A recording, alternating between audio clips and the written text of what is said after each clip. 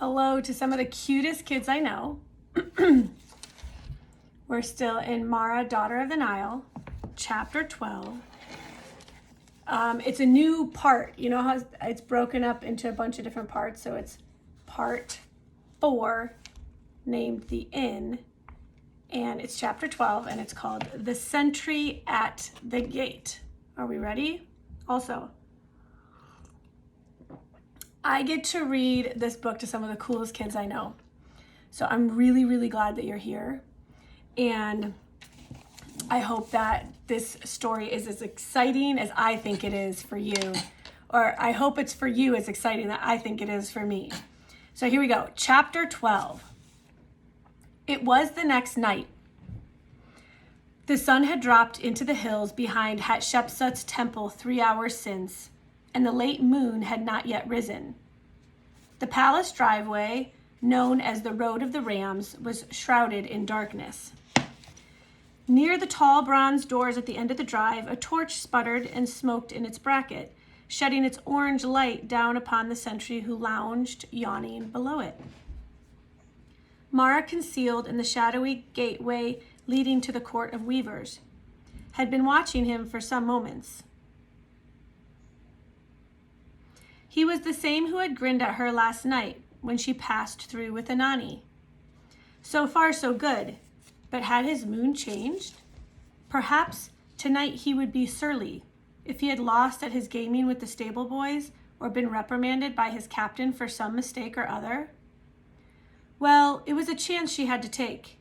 Glancing behind her once more to make sure the Court of Weavers was as empty as the drive, she wrapped the folds of her cloak half over her face and began to sob softly.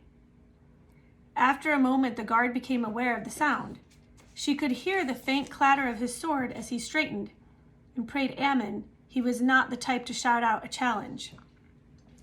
No, over the cloak's edge, she saw him frown this way and that into the gloom, then pick up a hand torch and thrust it into the flame of the larger one. As he started down the drive, holding his light aloft, she increased her sobs, leaning against the gateway as if oblivious to all the world. An instant later, the torch shone full in her face. She gasped and opened her eyes wide, letting the cloak fall as if by accident. To her satisfaction, the glowering visage on the other end of the torch relaxed into a grin of surprise. Well, by the Ka of my mother, it's little Blue Eyes. Why do you weep? You were smiling last night, eh? Weren't you? Hang on, I have the window open. It's starting to rain. It's gonna get loud. I don't know, Captain. Hey, you were, and at me. Now what's the trouble? It's nothing. Then dry your tears. He picked up the edge of her cloak and with a man's amused tolerance, dabbed at her eyes with it. She permitted herself a brave little smile. There, that's better, he told her. You're too pretty to be sad. You're very kind, Captain, she murmured, trying her best to blush shyly. The sentry really did blush a little. Come, maid, I'm no captain.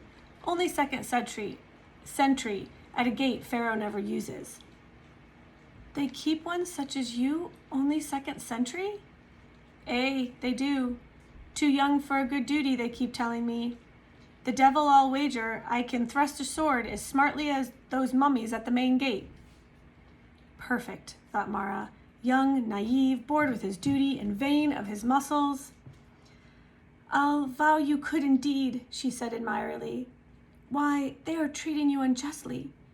Youth only enhances a strong arm and a handsome appearance. No doubt they are jealous Resht, son of Setek, the stone cutter. Oh, Reshed. Sorry, his name is Reshed.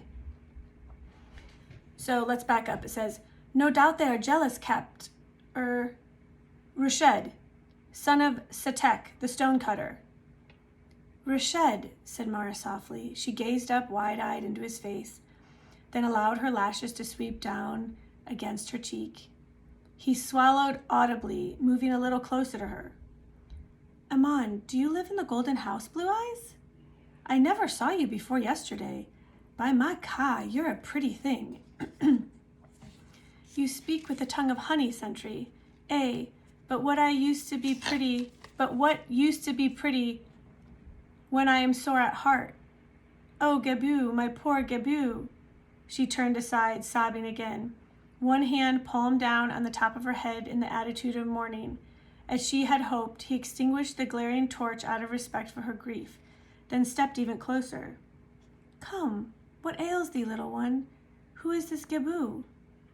Alas, he is my brother, alone and sick unto death in the city out yonder, while I must stay here within these walls. He is all I have in the world, and I cannot even go to nurse him. Poor little maid, who keeps thee prisoner? I serve the Syrian princess and must stay beside her, but she sleeps like one dead. There is no need for me at all in the night. I could go each night to Gebu if only. Her sobs broke out afresh. If only what? Murmured Rashid. He patted her shoulder. His arm went about her tentatively, casually. Still weeping, she just as casually slipped free. If only I could pass through that gate in secret, no one knowing or being responsible save myself. Even the sentry's back would be turned. Now it was she who moved closer to him, one hand on his forearm. It was you I thought of, I confess it.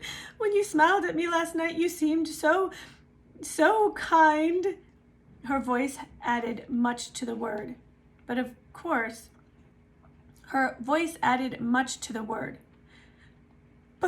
I was wrong. I hoped for too much. You could never let me through the gate, even with your back turned. Your captain would be angry and perhaps would punish you. She turned away, but he drew her back, his arm no longer tentative. Who fears the captain? Not I, pretty one. You mean you would... that it is possible? I mean, we might bargain a little. What would you give me if I turned my back? Give you? But I have no gold. He gave a low laugh, tightening his arms.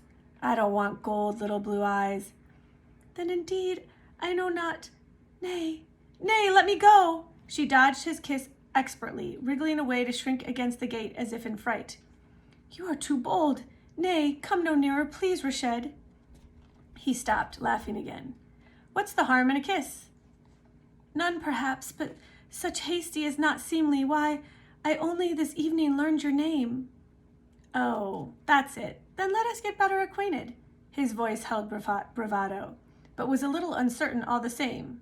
He reached for her hand and drew her. Gently, she noticed, out of the shadows. Don't be afraid of me, he said awkwardly.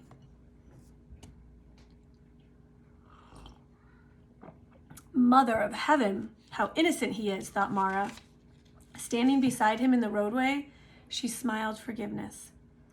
I'm not afraid of you now. Perhaps, she hesitated, then, as if overcome by shyness, started along the road toward the big bronze doors. He fell in eagerly beside her. Perhaps what?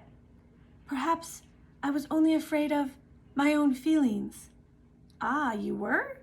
But when we're better acquainted? Already he wore the expression of one diving headlong into an acre of feathers. She waited until they stood under the torchlight, then faced him, slanting a look at him from under her painted eyelids. Why, then I might be more afraid than ever. I believe I had better bid you goodbye right now. Goodbye? But I thought you... No matter what you thought, I've changed my mind. You're an overbold young man coaxing a maid with your honeyed words, trying to kiss her the first moment? Nay, touch me not. You wouldn't dare. I'm going back to the palace. She whirled to run, but he caught her angrily around the waist. And what of our bargain? I'll teach you to play with me, my little... Mara suddenly stopped struggling and relaxed against him. I was only teasing. Please, loosen your arm a bit. I'll bargain with you if you promise not to frighten me again. I swear I will. Don't scowl at me, please. He stared down at her, tilting her chin up with his knuckle, so that the torchlight shone on her face. By all the gods, I have never met a maid like you, he muttered in bewilderment. You make a man's head swim. Rashed, sweet Rashed, are you really going to let me through the gate? I shouldn't, but you will? Not so fast. I have my price. I must see you again. But to be sure, when I go again to visit my brother. I want more than that, you minx. Look, you, I'm off duty 3 evenings every month. Will you meet me? Perhaps. On my holiday, 7 nights from now. Perhaps, breathed Mara. He bent suddenly to her lips, but she dodged him by an inch, lifted the great latch on the doors, and slipped through into the street beyond. Leaning in again, she lifted one hand and stroked it gingerly. She stroked it lingeringly down his cheek. My thanks, dear Rashed, she whispered. I'll rap thee 3 times when I come home again. Leaving him gazing after her, bemused, she hurried away into the darkness. He was gone from her mind before the doors closed. How black it was after the glare of the torch. She could barely make out the thin, tall trunks of the palms which lined the avenue, though when she looked straight up, she could see their plumy heads outlined against the stars. She must go east along the palace wall, Sheftu had said, and when the wall curved south, cross the avenue to the shop of Nefer, the goldsmith. Someone should be waiting. Who, she wondered, as she sped east on silent sandals? Would she have to identify herself again? And if so, how? The gods be thanked the granite-faced one had no suspicions of her. He could bait a deadly trap for her tonight if only he knew. Here was the curve of the wall. Mara peered ahead, wrapping a fold of her cloak over her head and the lower part of her face before she slipped across the deserted avenue. Gaining the shelter of a clump of trees, she saw before her the dim front of a building, cut by one black rectangle, a deeply recessed doorway. Just above it, she could barely make out the hieroglyph for Nefer, traced upon the earthen bricks. Cautiously, she moved toward it. There was no sign of anyone, no sound, only that waiting black square. And if it were a trap, anyone, anything might be concealed yonder. She hesitated a long, reluctant moment before deciding that there was no way to try the snare save by walking into it. She cast one glance behind her, then darted into the doorway. Darkness closed over her. She stood a moment with beating heart, then began to move forward, gingerly exploring with one outstretched hand the cool, rough bricks that formed the wall. There was no sound at all, save her own uneven breathing. Was she alone then? Expecting at any second to touch the smooth wood of a door, her hand suddenly met air instead, and after a few more paces, she realized the passage had opened out into some different place.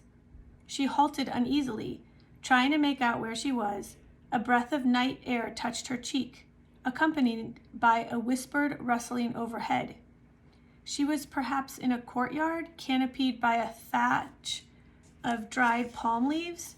She saw the outlines of the walls now, and here and there around them large rounded objects, almost indistinguishable in the gloom.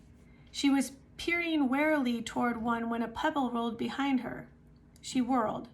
Something was standing beside the wall yonder, a shape of denser black among the shadows. In panic, she shrank back toward the passage from which she had come. Then the figure moved. There was something familiar about that bulky outline, the set of the shoulders. Is it you, little one? Came a low rumble. Nakonk? Almost stumbling with relief, she darted toward him. Hist! Not a sound made. He materialized beside her, comfortingly solid, and she felt her arm grasp. This way. We'll talk later. She had never been so glad to see anyone. She clung to him with a rush of affection that surprised even herself, feeling him an old friend, her only friend in a chancy, friendless world. This was a weary life, for all its splendor, playing with fire day after day, trusting no one, deceiving all, staking everything on the nimbleness of one's wits. For a moment, Mara longed to be back in the marketplace at Menfi, with no more on her mind than snatching a honey cake. But only for a moment. She hurried after Nakonk. "What was that place?" she whispered as they emerged into a street. "Those great humped things around the walls." "Humped? Oh, those were the furnaces where the gold is melted. We were in Nefer's outer workshop. Here, into this alley now." He led her across the street and into a narrow lane between dark warehouses.